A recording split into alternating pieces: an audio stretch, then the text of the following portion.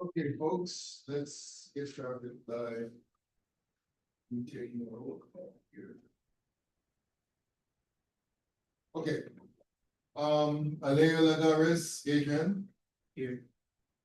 Aleo Lagares, Justin. Here. Dingy. Here. Francois.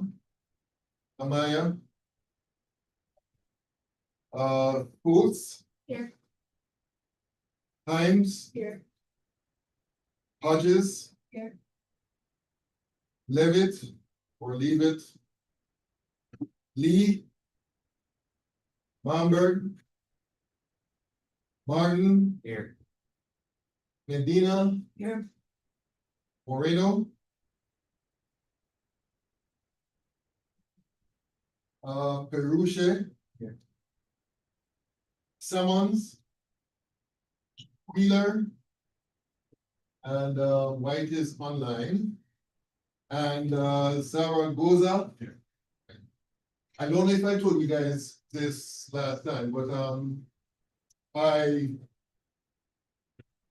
conduct this class, even though it's a face-to-face class, I do conduct it online as well.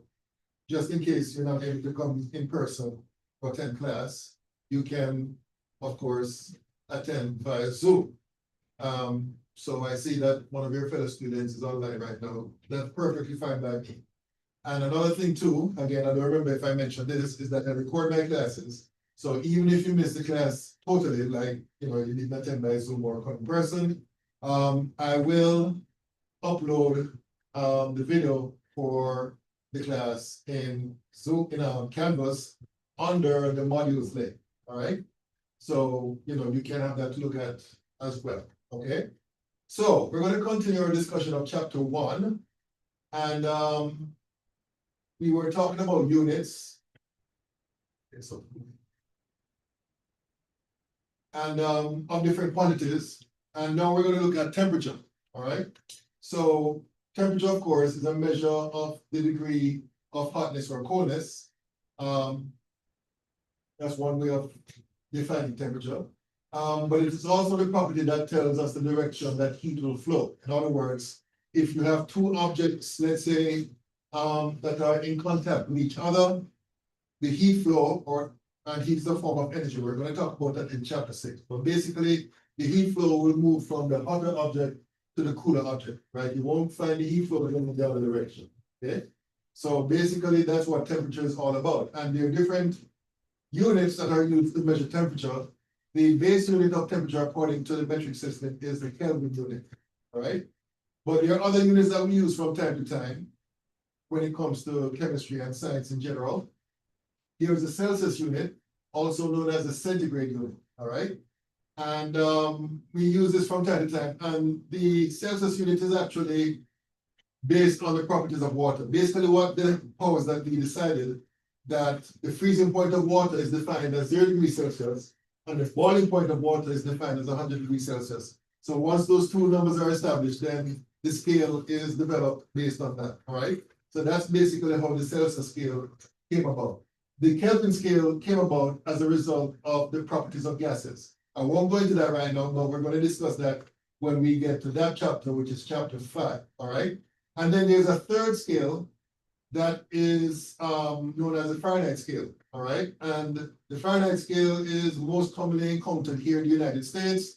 If you travel to other countries like Canada and so on, you'll find that when you turn on the TV and listen to the weather report, they tend to discuss temperatures in the Celsius units. But for some reason, I don't know why, in the United States, I think this country is the only country that does that, all right? And the relationship between all these different units, right?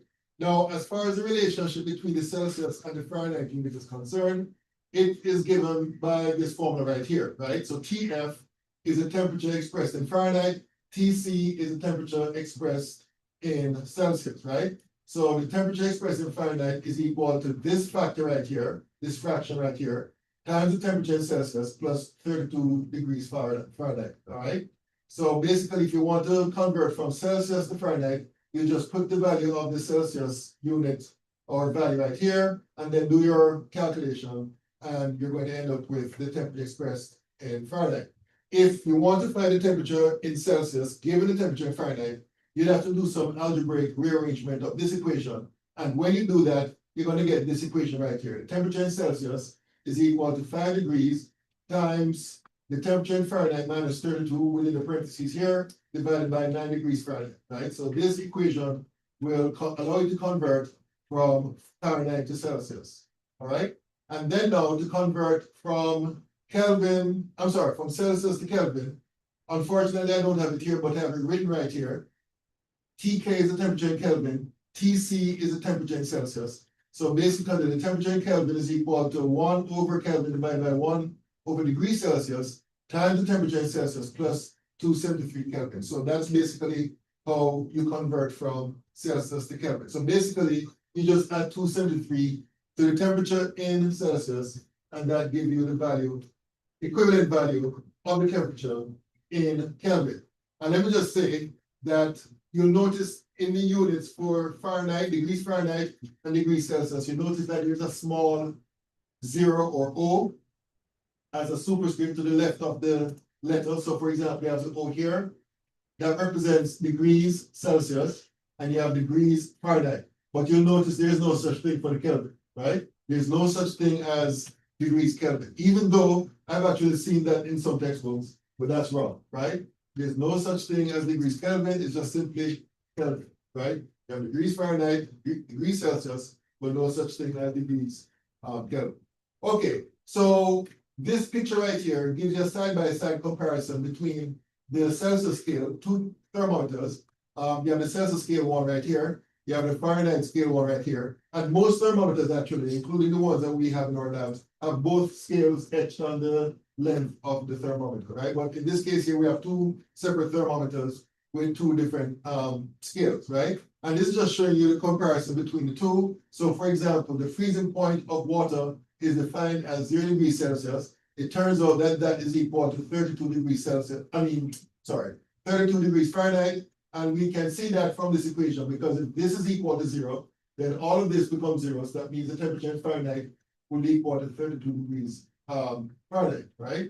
And then now, when you get up to the boiling point of water, which is defined as 100 degrees Celsius, right?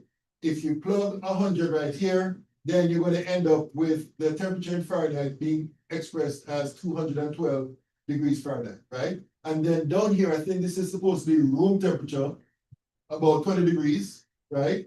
So if you put 20 degrees here, and you do your calculation, I think you're going to get somewhere between 69 to 70 degrees Fahrenheit. So that's just showing you the quantitative relationship between the degrees Celsius scale and the degrees Fahrenheit scale. Okay, so here's a simple example. It says at home you like to keep the thermostat at 72 degrees Fahrenheit. While traveling in Canada, you found that the room thermostat is calibrated in degrees Celsius. So the question is, to what Celsius temperature will you need to set the thermostat to get the same temperature that you enjoy at home? So basically, they gave you here. They gave you that the temperature in Fahrenheit, which you prefer when you're in the United States, is 72 degrees Celsius. 72 degrees Fahrenheit, right?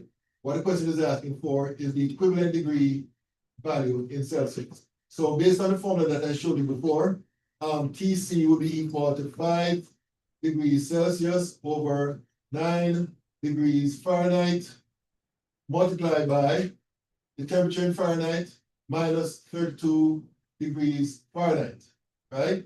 So we put the numbers in, well, actually only one number, which is the 72 degrees that will go here. So let me just rewrite this. So here, 5 degrees Fahrenheit, Celsius divided by 9 degrees Fahrenheit, multiplied by 72 degrees Fahrenheit. I hate when that happens. Oops, again.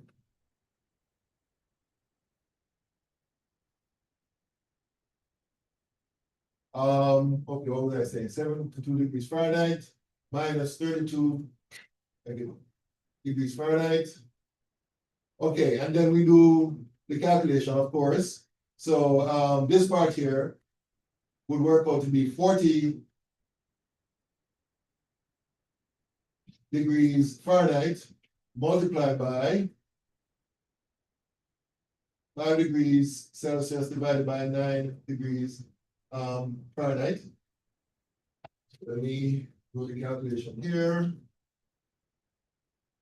5 times 40 divided by 9. So according to my calculations, this works out to be equal to 22 degrees Celsius, because this unit degrees Fahrenheit will cancel out with degrees Fahrenheit here. So your final answer will be expressed in Celsius. And that's basically how that is done. All right. Okay. Any questions about this particular example? Any questions? Questions? Questions? Any questions out there in Zoom?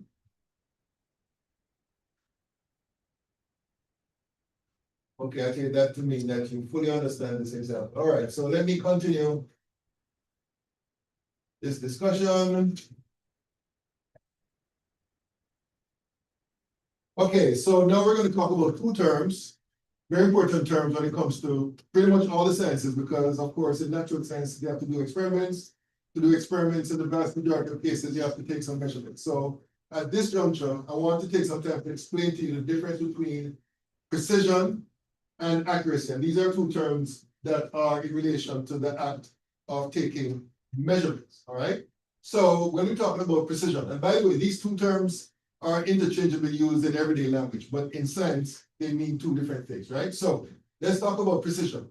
Precision refers to how repeated measured values are close to each other, all right? So just to give you a simple example, let's say I gave each of you a meter rule, and I ask you guys to measure, let's say, the length of your desk, and the same desk, right? So I'm not asking you to measure the length of your individual desk, just focus on one desk, and each person, right, take their measurement without even reporting it to the other person, and you record them, right? So basically, when we're talking about the precision of such a measurement, we're talking about how those values that you would have measured individually, how close they are to each other, right? If they're very close to each other, then we're talking about a high level of precision being exercised while taking measurement, right? So that's what precision means. Now, accuracy means something different.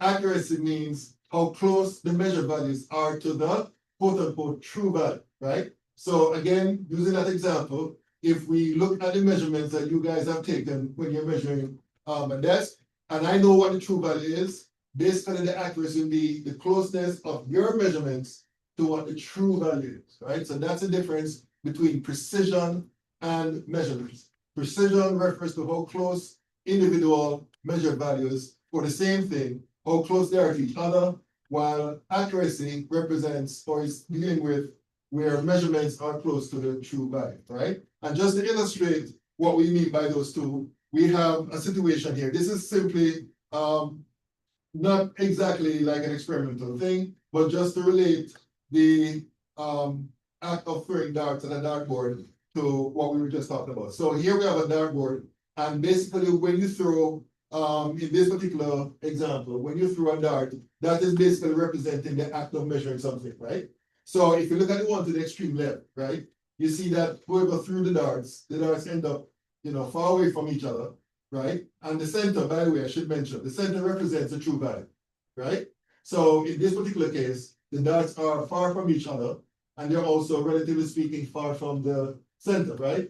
So this represents a situation of low accuracy, right? Because they're nowhere near the middle, and low precision because the darts are far from each other, which means that each individual measurements are basically widely varied from each other, all right?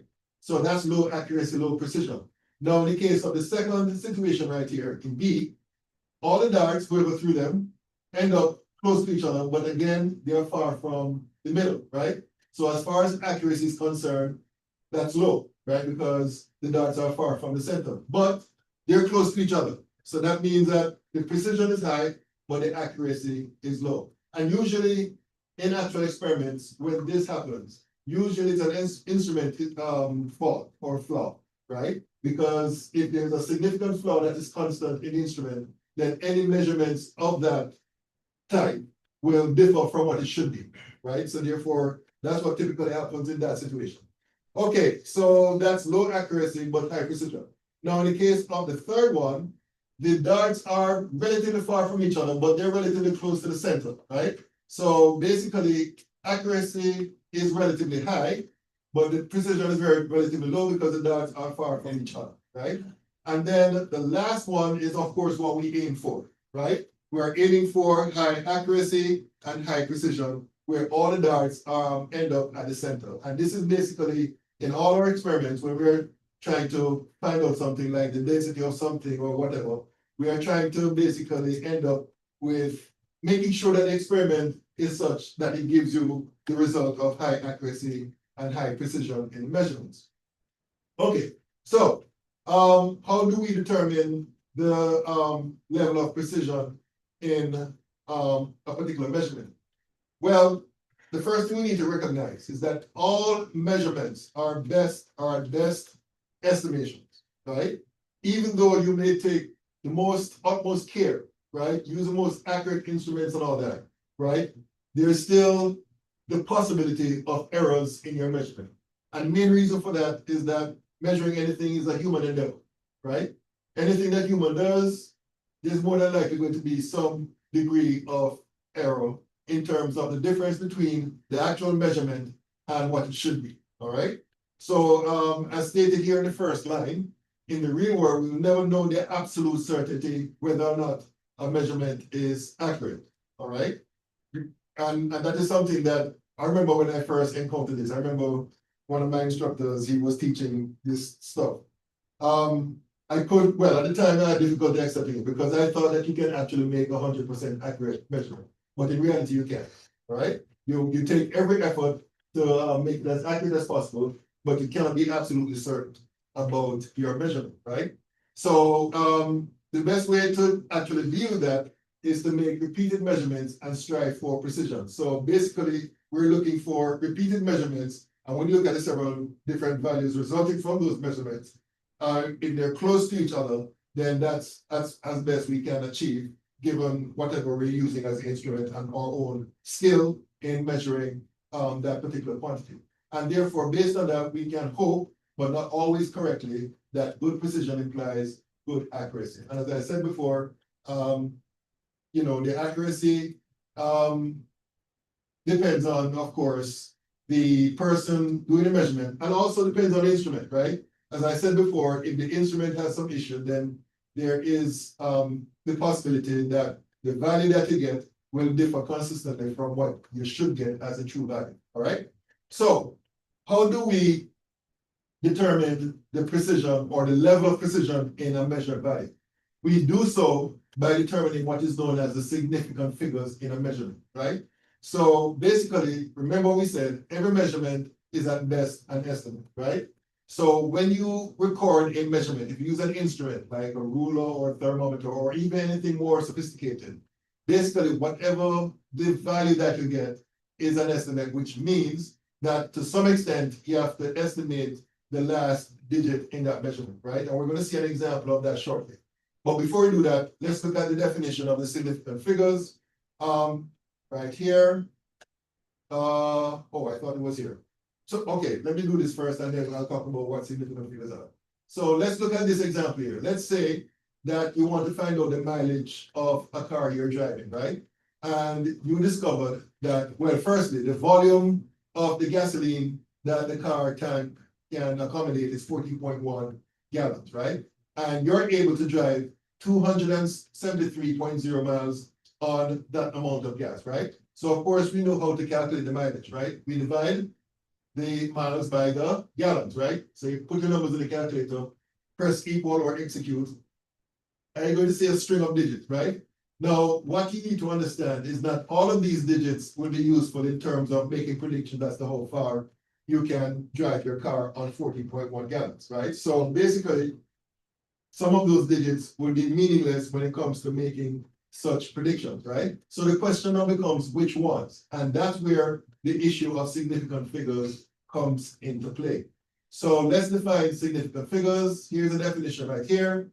This number of significant digits, or the significant figures are the number of significant digits that are known plus one estimated digit, right? So basically what we're talking about here is that a measurement that you can get from whatever scale you're reading, where you are certain about certain digits, but there's one digit that you have to estimate, right? And that has to be included in your expressed measured value, right? And collectively, those digits are significant, right? And the greater the number of significant digits, the greater will be the precision of the measurement. So we use the number of significant digits as an expression of how precise your measured value is. So let's say, for example, you're given a question and you're just given that number to represent a measured value, right? Straight off the cuff, you can say that the first 5 digits are known, or you're certain about, but the last digit, the 3, is an estimated value, right? So you are uncertain about that, right? So that's just an example, a simple example of how you can determine the number of significant digits if you're given a question of a measured value. Well, if you're given a question where you're given a measured value and you'll have to determine the number of significant digits, which will be important, an important consideration when you're doing certain calculations. All right. So how do we determine what digits are known and what digit would be the estimated digit? So to illustrate this, we're going to use the example, and those of you who have had me before, this should look familiar to you, right? Because I use the same example in introductory chemistry, right? So let's say you want to read the temperature on this thermometer right here based on where the mercury level has gone, right? So we have 3 different thermometers here. And from the outset, you can see that there's a difference between these 2 and this one thermometer here in terms of the graduation marks on the stem, right? So let's focus on the first 2, right? If you look at the first 2 and the lines, right? You can figure out what each line represents, right? So we have 20 here, and we have 30 here, and we have 10 equal divisions, right? So that means that this line represents 21, this is 22, and so on, okay? So based on that, let's see if we can record the measurement represented here when the mercury level gets up here. Now, if you look at this here, you'll see that, okay, this is 20, obviously. That means this line is 21, right? So the question is, what comes after the 1, which of course will be followed by a decimal point. In other words, we know it's going to be 21 point something, right? So the question is, what is that something? What is that digit that comes after the 1, right? Basically, what we have to do is to estimate that digit, right? So somebody, a reasonable person could look at this and say, okay, you know what? This looks like 21.1, all right? Another person, just as reasonable, could look at this and say, no, you know what? I think it's 21.2, right?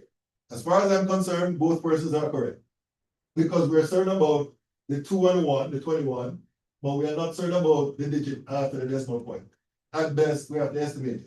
In this particular case, it's actually 21.2, all right? And therefore, the number of significant figures here would be 3 significant figures, right? You have 2, the 1, and the 2 right here, all right? So that's the temperature being represented here. Sorry.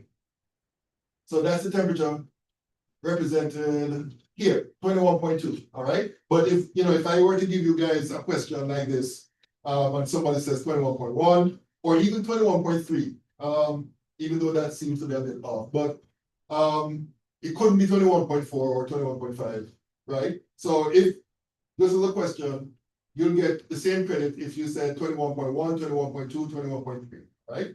Okay, now in the case of the next thermometer, same equal number of divisions, but the mercury level seems to be exactly at the 22 line, right? Now, it would be incorrect for you to just say 22, right? Because you have to indicate the same number of level of significance expressed here as in the case of this thermometer, because they have the same type of graduation marks, right? So in this particular case, the temperature reading represented here would be 22.0, which is expressed to 3 significant figures, all right?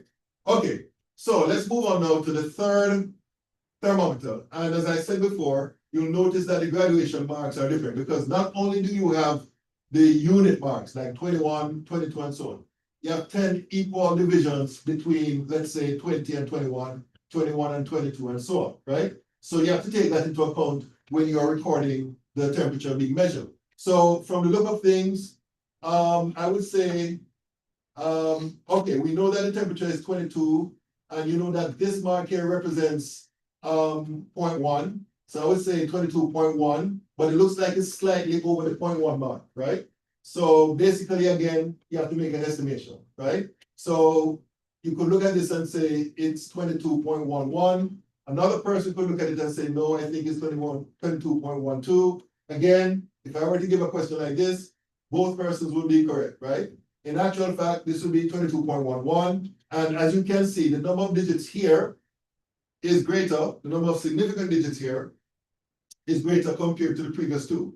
The previous two, the temperature recording was to 3 significant figures. In the case of the third thermometer, the temperature recording is 4 significant figures. So what does that mean? That means that the third thermometer is more precise in terms of the measurements because you can record values to a greater number of significant digits, right? And that's basically, in this case, how you determine from measurements the number of significant digits that you can record. And this is something that you guys, especially in the lab classes, you have to get acquainted with when it comes to using instruments like the thermometer and rulers, right? Because the rulers are expressed usually according to the metric system, where each major division is 1 centimeter and the small divisions are 1 millimeter each. And again, just as we made estimations here, you'd have to do the same thing when you're doing measurements using rulers. Now, when it comes to other instruments where you get a digital readout, no problem, you just write down all the numbers, right? But when it comes to instruments like thermometers and rulers, you have to do like what we just did. You have to figure out, okay, which digits you're certain about, and then make an estimation of the next digit to get the correct number of significant figures expressed, right? Okay, any questions about this? Any questions? Any questions? Okay, so let's talk about the rules for determining the significant figures in a measured value. So what we're talking about here are situations where you're given a question and you're given some measured values, and you can determine based on just what is given the number of significant digits, because that is important, especially when you're doing certain calculations and you'd have to round off your answer to the correct number of sig figs. That is something we're going to talk about later on. So these are the rules. And again, for those of you who were in my introductory class, we covered this before, so this should look familiar. The first rule is the easiest rule. The first rule says all non-zero digits are significant. So if you're given a measured value, right, any digit that is not zero, you can assume that they're significant. So for example, in this case here, we have 3 significant digits being represented. All right, so that's the easiest rule. The other rules have to do with zeros in particular situation. And usually students first who are learning this for the first time, it takes some getting used to in terms of remembering the rules, right? So here is the next rule. A zero is significant when it is sandwiched between non-zero digits. All zeros that are sandwiched between non-zero digits are significant. And I probably should add that it doesn't matter how many zeros that are sandwiched between non-zero digits, those zeros would be significant. So if you have 3, 4, 5 zeros between a 4 and a 1 on either side, for example, then those zeros in between would be significant. So for example, in this case here, we have 3 significant digits, all right? Represented here, 401. I think I have another example here. So let's say you're given this number, right?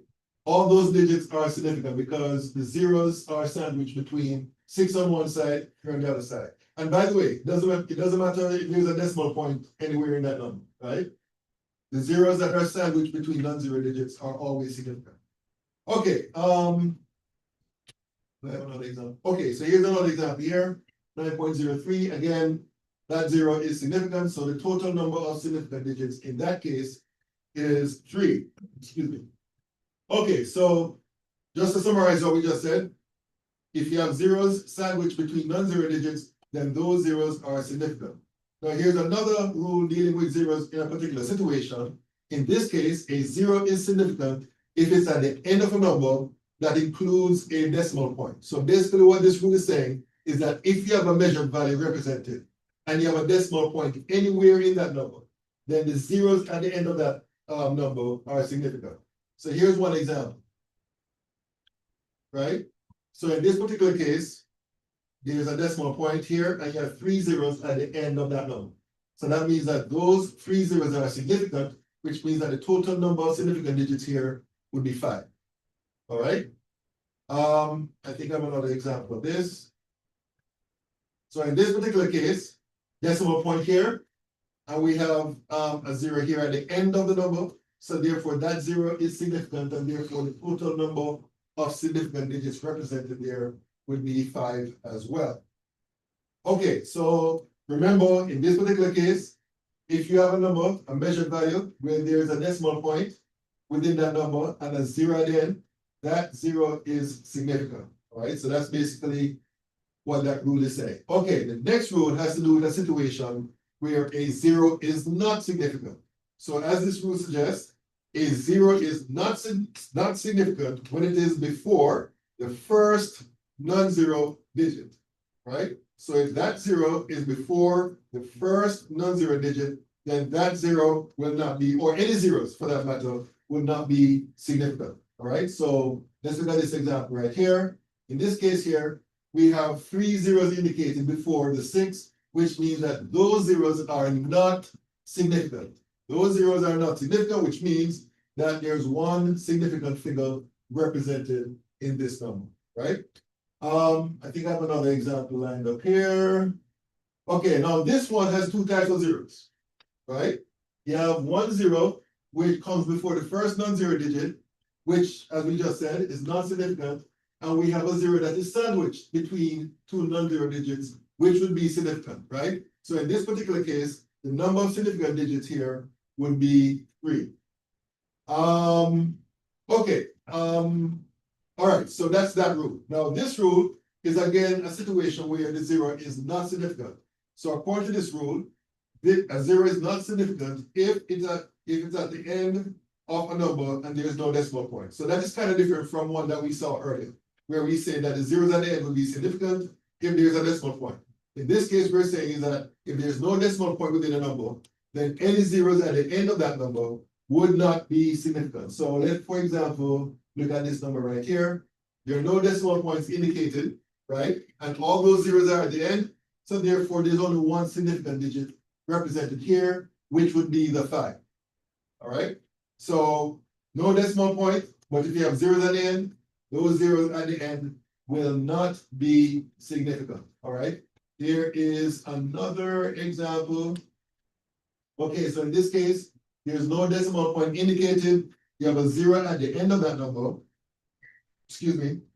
So therefore, that 0 would not be significant. So therefore, there's only 4 significant digits represented here in this number. All right.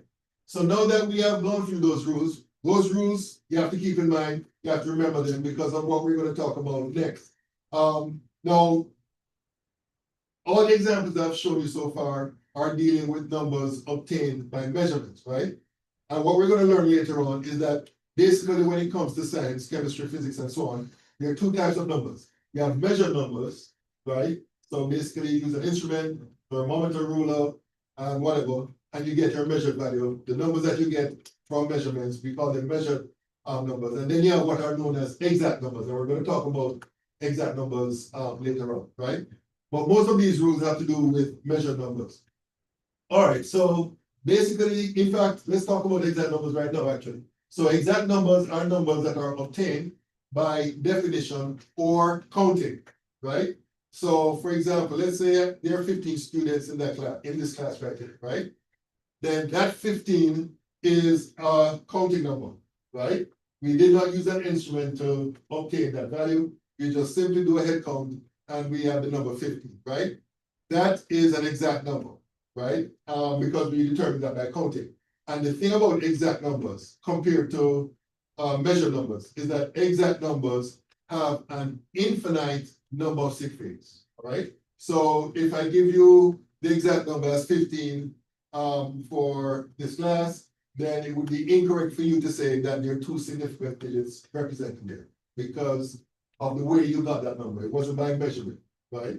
It was by simply doing a head count, and therefore the number of sig figs associated with that 15 would be infinite.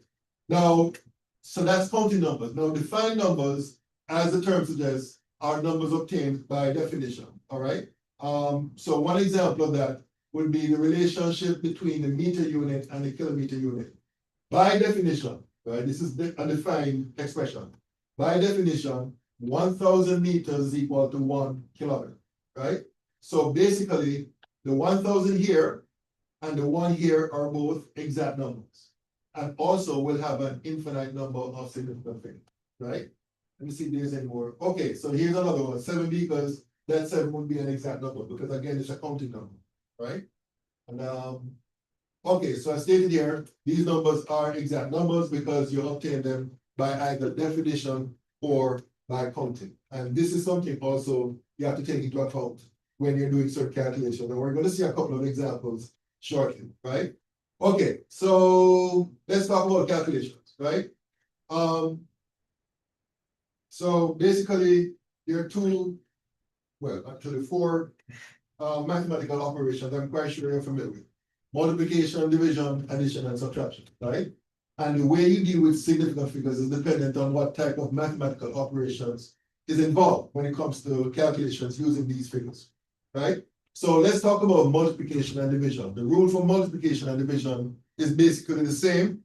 And what that rule says is that when you're multiplying and or dividing, you round off your final answer or the result as the data with the fewest number of significant figures, all right? And we're going to see some examples. In fact, let me just show us a quick example of that. And I'm just going to make up something right here. So let's say, for example, you are multiplying, let's say you're multiplying 3.14 by, let's say, 1.937, right? So you're multiplying those two numbers. Let me do this on my calculator. 3.14 times 1.937. Okay, so the answer I get on my calculator, I'm going to write down everything that is on my display right here. I got 6.08218. All right. Now, this won't be the final correct answer because what you have to do is look at these two numbers and you're going to see which one has the lowest number of significant figures. This one has 3 sig figs, right? And then this number here has 4 sig figs. So to round this off correctly, we have to round this off to the extent of the one with the lowest number of sig figs on this side here. So that means we have to round this off to 3 sig figs. So basically the final answer will be 6.080, sorry.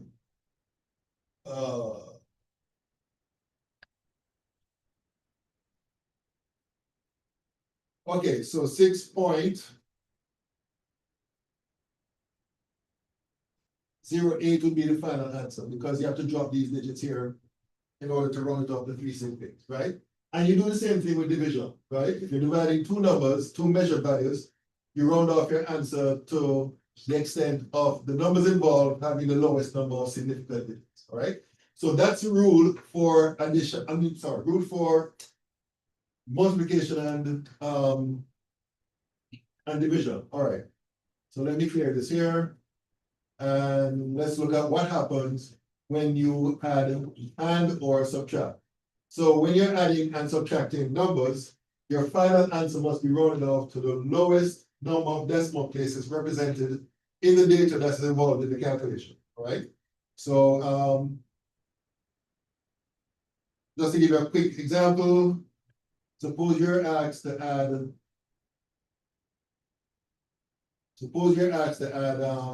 let's say, again, I'm just making something up here, 3.14.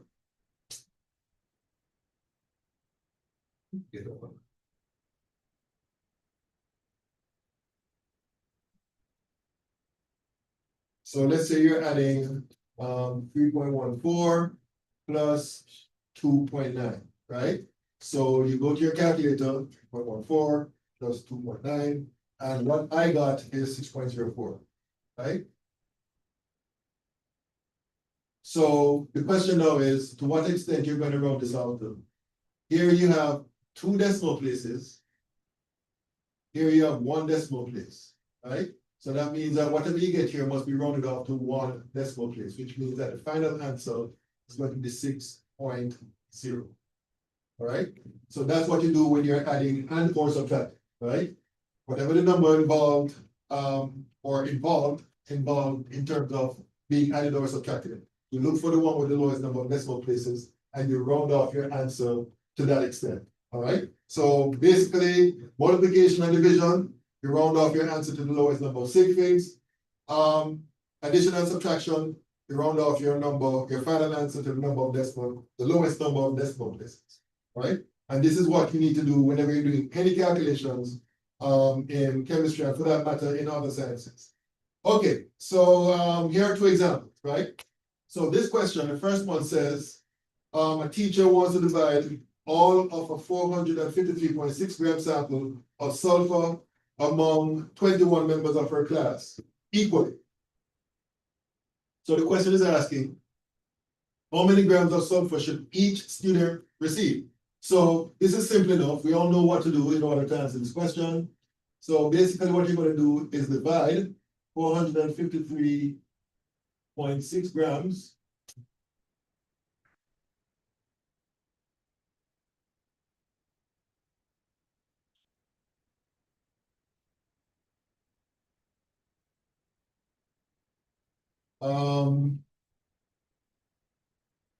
grams divided by the number of students, 21 students, right? Now, when you're doing calculations of this type, you have to identify those numbers obtained by measurement and those numbers obtained by either counting or definition, exact numbers, right? Now, here, the number here, the numerator part of this equation is a measured number, right? While this number here is an exact number. All right? Measured numbers have a finite number of significant digits, right? In this case here, that will be 4 sig figs, right? While the exact number will have an infinite number of sig figs, all right? So what that means is that when you do this calculation, whatever you get on your calculator display as the result, you'd have to round off your answer to the lowest number of sig figs, right? Which would mean you'd have to round off to 4 sig figs in this case. So let's see what we get when we do this calculation. 453.6 divided by 21, and I get, let me do this again. 453.6 divided by 21. Okay, so what I got on my calculator display is 21. Yes.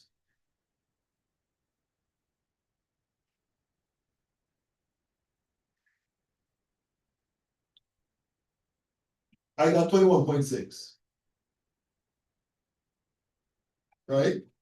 But this is 3 sig figs, and we need to round the answer up to 4 sig figs. So to make this 4 sig figs, we add a 0 here.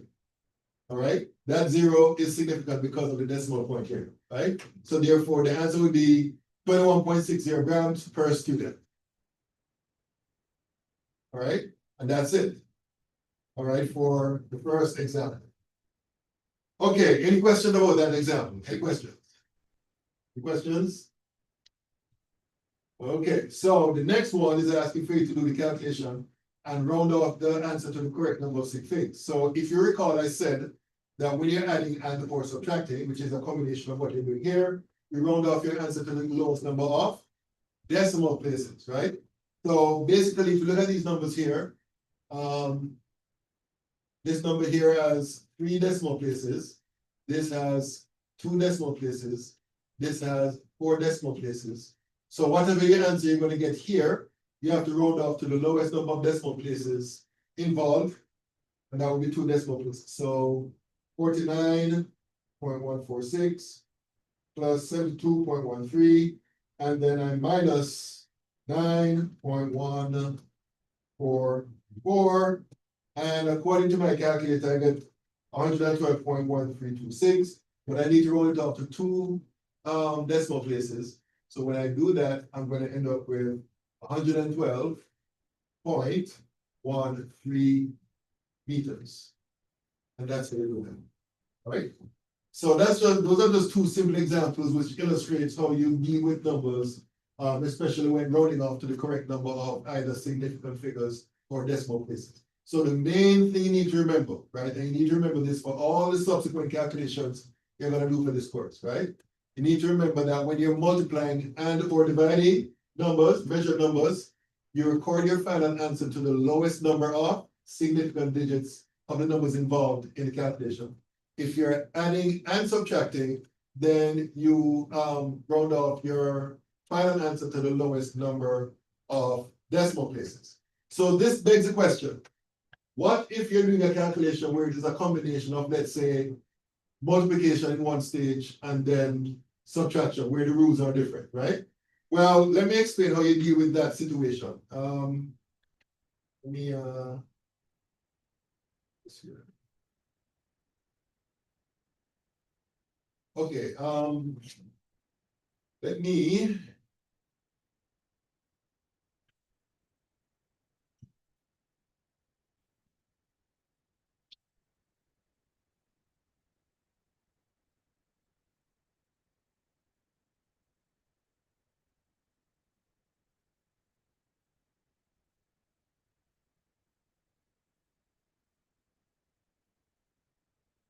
try this to see. It didn't work the last time, but okay. All right. So again, I'm just going to make up an example, right? Suppose you're given this to work out. 22.193 minus 11.2 and then divide by 13.15. All right. So I'm just throwing some numbers out there in this way. All right. So of course, the numerator part of this fraction right here involves subtraction. And then after you get that result, you have to divide by this, right? So how do we deal with this kind of situation in terms of rounding off appropriately? What you'd have to do basically is do the appropriate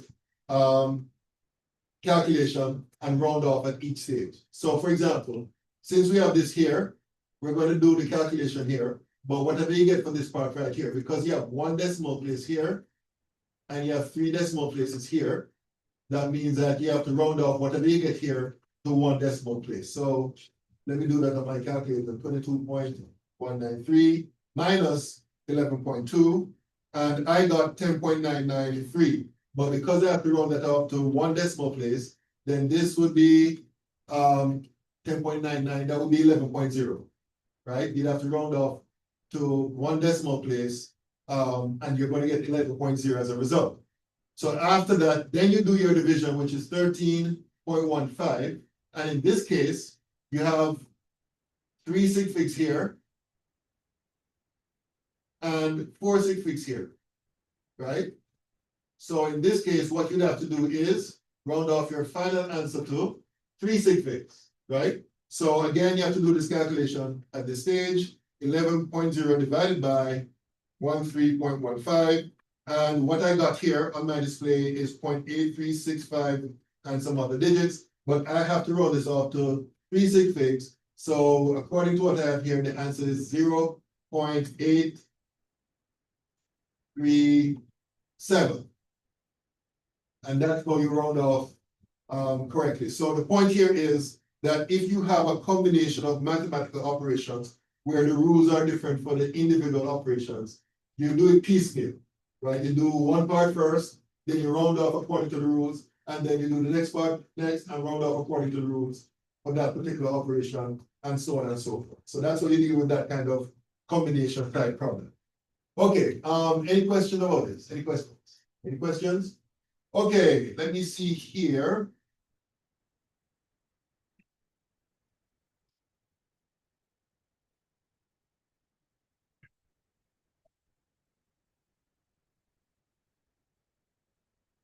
Okay, I can give this in. There's some other topics I need to go before we can start this assignment. So let me just continue here. Okay, so let's talk about converting from one unit to another. Again, this is something that you should have met in your previous chemistry experience in introductory chemistry. So the method that we use normally is what is called a unit conversion method, or using a conversion factor. I think in some other textbooks, they have some different term, but it means the same thing, right? So basically, what we're gonna learn about is, let's say, for example, you're given a value expressed in 1 unit, like inches, and you want to convert it to, let's say, centimeters or miles or whatever. So therefore, what you have to identify in order for you to do such conversions is what is the relationship between the unit that you're trying to convert from to the unit that you're trying to convert to. And there are tables that are provided. In fact, I've posted in Canvas a table which is more comprehensive than this one. This one is just basically some representative conversion relationship between different units. So for example, 1 kilogram is equal to 2.205 pounds. And then when it comes to length, 1 kilometer is equal to 0.6214 miles, or when it comes to volume, 1 liter is equal to 1.057 quarts. So these are just basically some conversion factors. In fact, for the benefit of those of you who have not had me before, I'm just going to show you. I think I showed you already, but I'll show you again where those relationships are located. If you go to files and go to tables, and then go to tables chemistry. I'm just going to download this quickly. And you're going to get this pulled up. And we scroll down to the actual page where table is, the relationships are.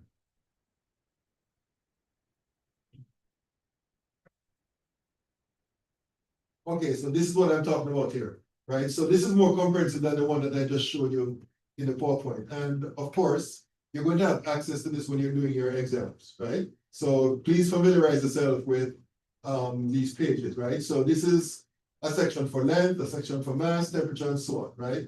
So this is what you're going to use to do the conversion of the type that we're going to discuss, right? Okay, so back to the PowerPoint. So the thing about these expressions is that you can express them as a conversion factor. Basically, a factor where one of the numbers with the units associated with it would be the numerator, and the other value would be expressed as a denominator. So for example, to use the relationship between the inch unit and the centimeter unit, 1 inch is equal to 2.54 centimeters. So you can express it as a conversion factor, one of two conversion factors. You can express it like this, 2.54 centimeters over 1 inch, and 1 inch divided by 2.54 centimeters is the other conversion factor, right? So either one can do, depending on the situation, depending on what you're trying to convert from and what you're trying to convert to. And the reason why you can do that is because this ratio is equal to 1, this ratio is equal to 1. So it doesn't really make a difference in terms of when you're multiplying your whatever you're trying to convert to whatever you're trying, whatever you're trying to convert from to whatever you're trying to convert to. It all depends on, you know, that type of calculation, what is required, right? So, well, this question is asking which factor is used for each task, right? So in other words, what this question is asking is what situation would you use this for, and what situation would you use this for, right? And the answer is that you use the one that allows you to cancel the units that you want to get rid of and leaves the units that we want. So for example, let me back up a bit here. So for example, let's say you want to go from okay, let's say you want to go from 7.5 inches to find out the equivalent value in centimeters, right? So you start off with what you're given, which is the 7.5 inches, and then you multiply by the appropriate conversion factor. So the question is asking, okay, which one would you use? Would you use this one, or would you use this one? And the answer is that use the one which allows you to cancel out the inch unit, which means I would use this one right here because you have 1 inch that would be down here, and the 2.54 centimeters that will be above here, right? This inch unit will cancel with that, and then you do your calculation, all right?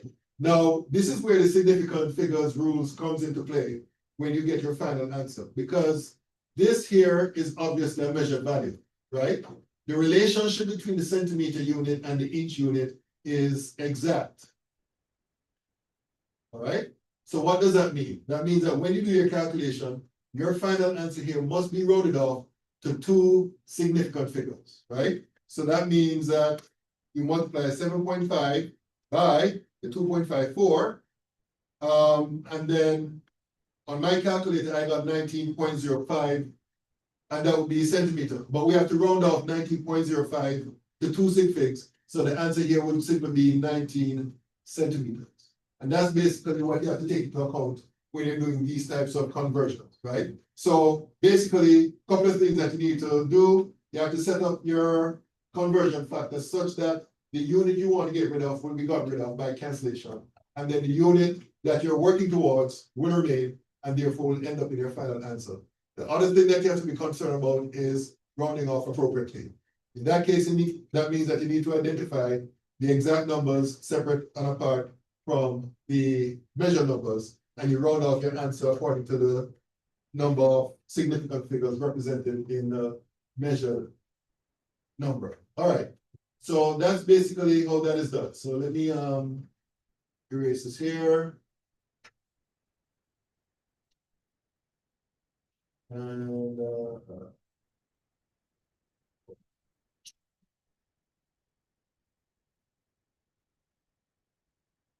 okay. So what time is it, man? All right. This being the last thing we'll discuss on.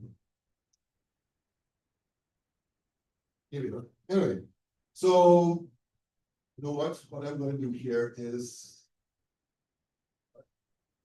I am going to copy and paste this question onto the Word because it seems that the pen works best when I do a Word document. So here.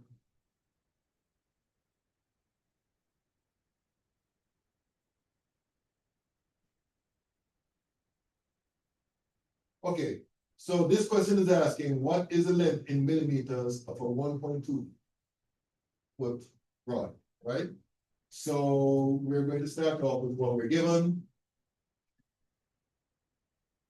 1.2 feet. And the question is asking for the equivalent length in millimeters. Now, in this case here, it's a bit more challenging than the one example that we just did, because the tables that I provided for you does not provide a direct relationship between the foot unit and the millimeter unit, right? So what we have to do now is kind of figure out the relationship based on the units that are provided, or the relationships that are provided in the table, right? Now, based on what we know, and I'm quite sure you're all familiar with this, we know that there are 12 inches in 1 foot, right? There is also a relationship between the inch unit and the centimeter unit, and that is 2.54 centimeters is equal to 1 inch. And then there's also the relationship between the centimeter unit and the millimeter unit, and that is 1 centimeter is equal to 10 millimeters, right? So basically, what we can do based on this information that we have here, what we can do is figure out a way of converting from feet to inches, and then from inches to centimeters, and then from centimeters to millimeters, based on what we have here. So basically what we're saying is that we're going to need 3 conversion factors that would allow us to convert from feet to millimeters. So we start off with the original value given, which is 1.25 feet, and we multiply that by a conversion factor, which represents this relationship between the inch unit and the foot unit. And the way we represent that here, we have to figure out what goes down here, what goes on top. What goes down here would be the value along with the unit, so we cancel, which would be the 1 foot, right? and up here, we're gonna put the 12 inches. So that the foot unit will cancel out here with the foot unit here, right? The next step is to go from inches to centimeter. So again, we have another conversion factor that we need to write down, which represents the relationship between the inch unit and the centimeter unit. Again, you have to figure out what goes down here and what goes up top here, right? The inch unit would go down here, so that would be 1 inch, right? So that this inch unit will cancel with this inch unit, and then up here, you're gonna have 2.54 centimeters, all right? Then finally, we need to go from centimeters to millimeters, right? So as we said before, the relationship between the centimeter unit and the millimeter unit is 1 centimeter is equal to 10 millimeters. So let me see if you know what should go down here and what should go up top. Can anybody tell me? What should go down here as the denominator? I'm sorry? 1 centimeter. The 1 centimeter would go below. So 1 centimeter would go below, and up here you'll have 10 millimeters. Exactly. So this will cancel out with this. And each of these conversion factors contain exact numbers, right? So these are all exact. Right? So basically, whatever you get at the end here, when you round off, you have to round off to the number of significant figures represented here, which will be 3 sig figs. So let's see what that is. And by the way, please do the calculations. Don't just rely on me because I can be wrong. Do the calculations and confirm that I'm doing the right thing. And please feel free to correct me if you think I've made a mistake. Okay, so according to my calculations, I got 533.4, but we have to round off to 3 sig figs, right? So when we round off the 3 sig figs, according to my calculation, I got 533, and the units here would be millimeters. All right? Did anybody else got that? 533? Because I could be wrong.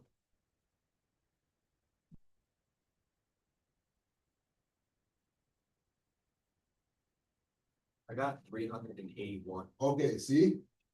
1.75. Let me try it again. Times 12. 75? 1.25. I'm sorry? 1.25. Oh, that's where I made a mistake. 1.25. Thank you. Times 12. Times 2.54. Times 10. You're right, 381. So this is incorrect. So please, whenever I'm doing these calculations, just do it along with me and keep me on the straight path, all right? So that's basically how you'll do an answer like that.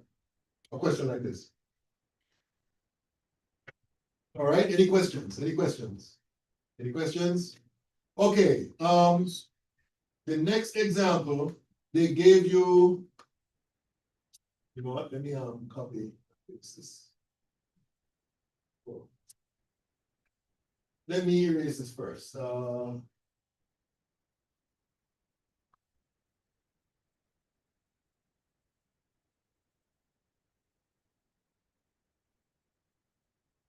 Excuse me. Okay, good.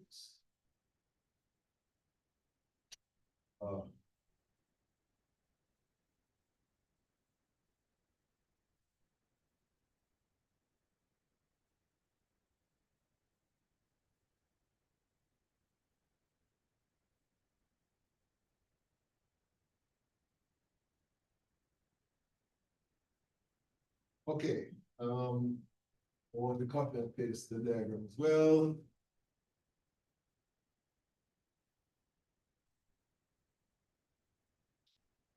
Okay, so.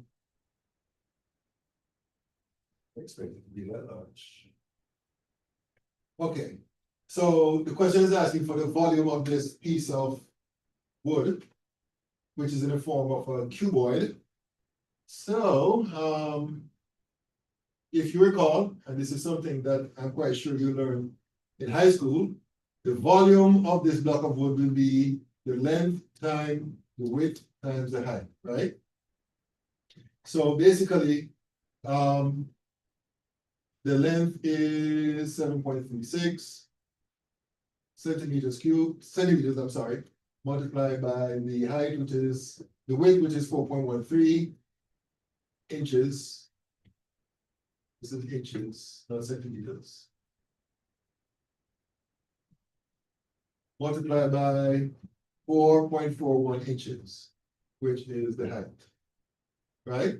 Now, what the question is asking for is the volume in centimeters cubed or cubic centimeters, right?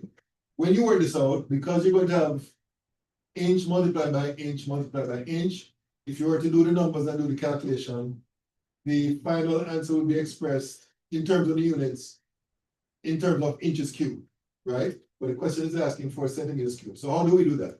Well, what we can do is multiply by appropriate conversion factor, which relates inch cube to centimeters cube. Now we know, again, you can consult the tables for this. We know that 1 inch is equal to 2.54 centimeters, right? So we can put that here where we have 1 inch down here as a denominator and 2.54 centimeters above. However, because you have inch times inch times inch here, what that means is that you have to cube all of that so that this inch cube unit cancels out with each of these inch units right here, which are multiplying each other.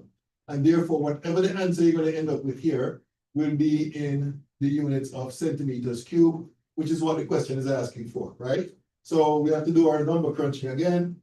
So I'm going to multiply 7.36, multiply by 4.13, multiply by 4.41, multiply by 2.54, and then I have to cube that, which on my calculator is that, and then I got 2,196.684,094, but we have to round off the answer to how many sig figs do you think?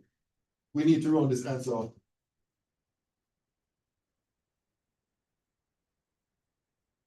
Remember, when you're multiplying, you round off your answer to the lowest number of sig figs involved in the calculation. So what do you think is the extent to which you need to round off this answer here? 3 sig figs. 3 sig figs. So if I were to do that, based on what I have here in front of me, again, please correct me if I'm wrong, but this is what I have. The answer would be 220, and you have to put a decimal point here. Decimal point would indicate that this zero is significant. All right? So let me just redo this one more time just to make sure I'm doing the correct thing. 7.36 times 4.13 times 4.41, and then I multiply by 2.54, which I have to cube. Okay, hold on.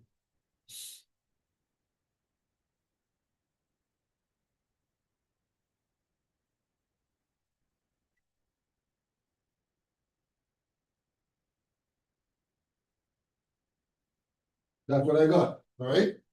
So that's basically how you do this problem, all right? Okay, any questions about it? Any questions? Questions? Alrighty, you see here. Okay, let's do this one last problem and then I'm gonna call it a day. So in this particular case, I don't know if you guys are familiar with the body mass index. It is used as a loose measurement of your body height in relation to the mass. And there's like a loose relationship between that value and your health, basically, right? So as stated here, the way you calculate the body mass index is divide the mass in kilograms by the height of the person squared, right, in meters, okay? And it says, generally speaking, if your body mass index is 25, a person is considered to be overweight. So basically what this question is asking is what is the BMI of a person who's 69.0 inches tall and weighs 158 pounds? So let me copy and paste this one here as well. And put it in Word.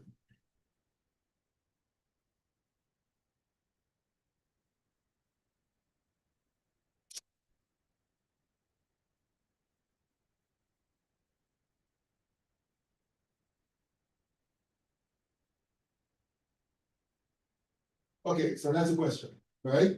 So, basically what it comes down to in this particular case is that you're gonna take the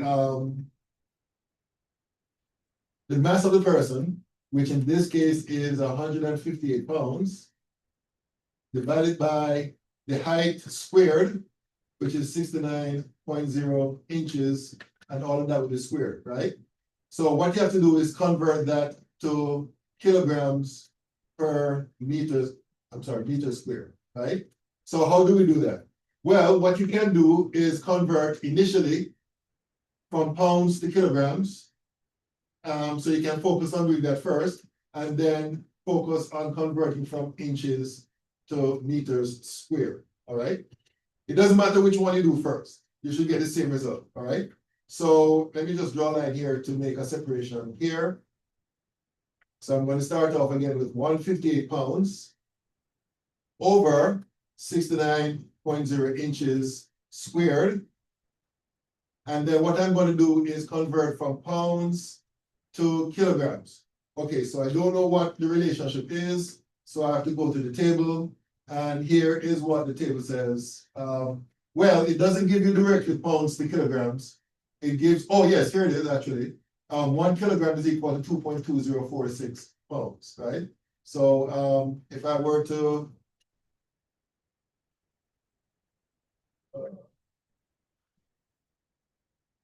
okay, so here I'm gonna put 1 kilogram above and 2.2046 pounds below. And the reason why I'm setting up this way is so that the pound units will cancel out here and here, right? So that's basically how that is done, okay? So at least we have converted from pounds to kilograms. So the next step is to convert from inches squared to meters squared. So we know from the previous example that we worked that 1 inch is equal to 2.54 centimeters. And we know, if you were to consult the table again, that 100 centimeters is equal to 1 meter, right? So in this case, we're going to need two conversion factors. So what I'm going to do is convert, firstly, from inches squared to centimeters squared. So I'm going to put 1 inch above here as a numerator and 2.54 centimeters, 4 centimeters as the denominator, and I'm going to square it. I need to square that so that the inch squared unit here will cancel out the inch squared unit here. And then there's another conversion factor that we need to include, because remember, the final answer must have meter squared as the denominator. So the relationship between centimeters and meters is 100 centimeters is equal to 1 meter. So the centimeter unit will cancel out here and here. So whatever you do in terms of the calculation, your final answer would be in kilograms per meter squared. Don't forget the squared right here, right? So your final answer is going to be kilogram per meter squared. So now we have to do the number crunching. 158 divided by 69 squared, and then I'm going to divide by 2.2046, and then I'm going to divide by 2.54 squared, and then I'm going to divide by, or multiply by, I'm sorry, 100 squared. And according to my calculation, this works out to be equal to, and in this case, I have to round up to 3 sig figs, which would be 23.3 kilograms per meters squared. And that's how that is done. All right. Okay, so that's it for today, folks. I'm going to see you all on Tuesday of next week. All right.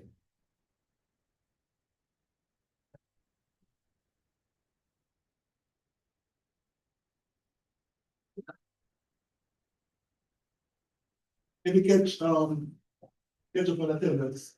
We'll do my couple together. Francois. Let's see if there's anybody else.